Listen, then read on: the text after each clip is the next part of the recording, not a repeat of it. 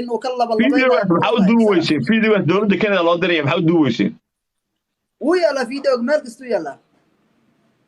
wallahi ma ogtiin haddii loo diro dowladda Canada ma ogtiin in ayaga la xirayo ilmaha laga qaadayo daqiiqad laakiin waxaan isweydiinaynaa hadda waxaa isweydiinayaa laba daran mid dooro kee la doorana marka in ninkaas la xiro iyo islaantaas ilmahana dowladda gacanta loo geliyo lama huwa marka in ay gaala gacanta ku dhigi doonto carruurtaas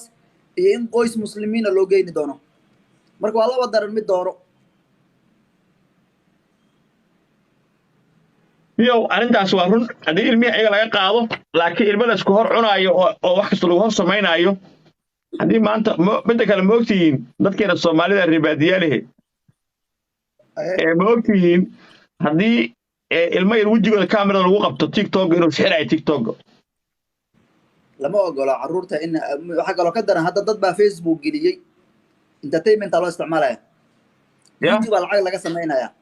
youtube lacagaa laga samaynaya carruurta intii la geliyey facebooka mid walba wuxuu leeyahay intuu madaxa gacan soo saartay nin oo soomaali oo ilmihiisa u galmooda lagu soo wada qortay markaasaa carruurta yaryareed waxaa weeyaan lacagaa laga samaynaya hadda cunugta yareed cunugii hore inaystoyan waa horta waxyaabaha uu tiktok mamnuuc waxaa ka mid a haddii fursad lagu helo aan arki lahayn ayagoo ku jira live aniga aan arki lahay kulletaba horuu iska xiri lahaa sababtoo ah way ku qoran tahay haddaad aragta ilmo yar oo lagu samaynayo wax oo mataqaanaa cyber bullying lagu samaynayo anshaxuma marka tiktok ma ogol iyo facebook iyo youtube-ka ilmo yaryar kuwa soo gashaa saas gacanta dhahayana waxaa ku xiran kaliya in ilmo yar meesha lagu abuusayo kaliya ya aad iyo aad ani qolyahaas niyow waxaan maqlay dhowr maraa laga xiray oo soomaali badan baa dacweysay laakiin kuwa munaafiqiin fara badan baa daba socdo markay saas looga xiraba mid kale ay soo furayaan kun baa la gaarsiin live ay soo gelayaan isbuuc gudiis dhowr kun ay gaarayaan horta aniga intaan ka fahmay ciddaasaan u sheegaya dadka soomaaliyeed weli kama hadlin ciddaas qandaraas bay jirtaa xaggee joogaan qandaraas bay haystaan ciddaas meel baa lacag laga siiya laga maalgeliyaa qorsayna fulinayaan sababtoo aniga naagis qaba oo hooyadeed ay ag fadhido oo ilmahoodii oo ag fadhido ya ma dhihi karaan intuu soo galo nin ma dhihi karo hadda ka hor baan waxaan samaynay naagteeda nin baan u keenay anigoo naag bay ii keentay hal meel baan isku fuulnay annagoos daawanayna arrinta way adagta nin dhihi kara naagteeda dayiisu naagteeda nin u keenay si aan dareen u yeesho u leeyahy idminis dareen ma laha miya ninkii naagtiisa aan dareen u lahayn maxay ka bixinaa hadduu ninkaa u fuulo saa dareen ugu yeelata naagtaada dhiskaastin noqotabe oo ilmaha yaa ooga dhalay marka yaa ooga dhalay ilmaha carruurtii yaa ooga dhalay anaa ka dhawle laakiin wuxuu leeyahay si aniga aan wixii naagta iigu maxaato oo dareen aan u yeesho u leeyahay isaga markuu hadlayo ayaan mataqaanaa nin kale ugu yeer naagtiisa waxaasi ka sheekaynaya waa nijaas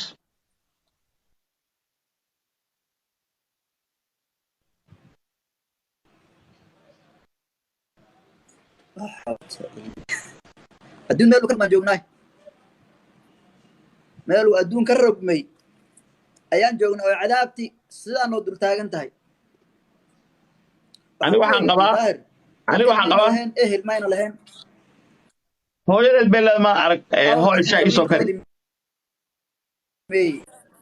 marka dhalinyarada soomaaliyeed waxaa codsanayaa wixii ka bilaabo saacaddaas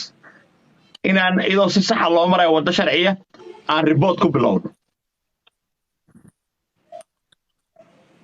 oo ninkaas waddohdiisa nool shaa isoo kale dhehaysaabay midda kale hadda way sii xoogaysanayaan waxay yeesheen dhalinyaro ku taxan oo ardaya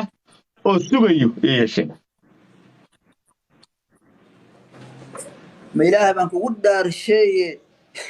anigu hadda muuqaaladaydanaba intaan ka baqo in intii la jarjaro meelo qaar la geeya aman ka baqaayo nin sodox qabo oo dumaashi qabo oo seedi leh oo intu waxaa aragta samaynaya sodohdiisana ay guriga dhinac ka joogto markaa waa dad wada aafaysanaya dad qoomuludaad ii sheegaysaa iniyo horta markay ribood la samaynayo waxaan rabaa qofka dadka riboodka sameeyo waa inay sexual harassment wax laado ama engage ay mataqaanaa ay ku ribood gareeyaan hal xabo waa in lagu wada ribood gareeyaa haddii meelo kala duwan laga ribood gareeyo oo hal xabul ribood gareeyo wuu ka xirmaya dadkaas midda kale aniga waxaan aaminsan dadka lacag soo qaatay sababtoo ah qof muslima oo weliba waxa ka daran way xijaabanaysaa madaxeeda ma qaawana mararka qaar naasay soo qaawanaysaa naasay qaawanaysaa bas marka nabada ninka naagta armusan qabin uu qabaa ilmay u dhashay uu qabaa inuu nool yahay inuu qabaa anaga mooga allahu aclam diintooda kama warhayno laakiin qofka inta uma fadhi karo nin dhegeysaa naagtiisoo nin kale usoo galo life sida laisku cuno iyo wuxuu soo sameeyo uga sheekaynayo nin dhegeysanayo way adag tahay qof aana interest ku qabin inta meel fadhido iskumay dhegeysatay wax isfuulay laakiin midaan maqlay daahir Facebook aan horta muuqaalka anigu ku arkay la soo geliyay halkaasaan arrinta ninkan kala socday dadku waxay comment ku soo qorayaan ninkan waalidkiisa habaaray annaga naqaana qaar asaa ku soo qoraya bay horta ninka maskixiin okay ma wixii ku dhacaba صح maskixiin okay ma laakiin fasahaadda ay dadkan ku hayaan ummadda islaamka ma kali Soomaali صح fasahaadda ummadda islaamka ay ku hayaan ayaa waxay wax kasta way ka culays badanta daahiro maxaad ka leedahay kuwa ayagana Sweden midka oo asna oo gabdhaha Soomaaliyeed asna toban ballaminaya mid kala baxayo oo dhahay waan isla guriga isla saaxanayna waan isla cunayna wax walba isla sameynayna ninkaas anaa ku sheegay horta asagoo ninkaasi waa shaqaale mushaar qaata waa qoysaan looda iyo waxaasi xanaanintooda iyo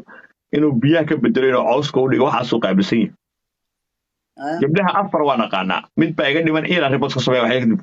ribood baan ka samaynayaa gabdhuhu mid nin Pakistan ku qabi jiray Norway waa naqaanaa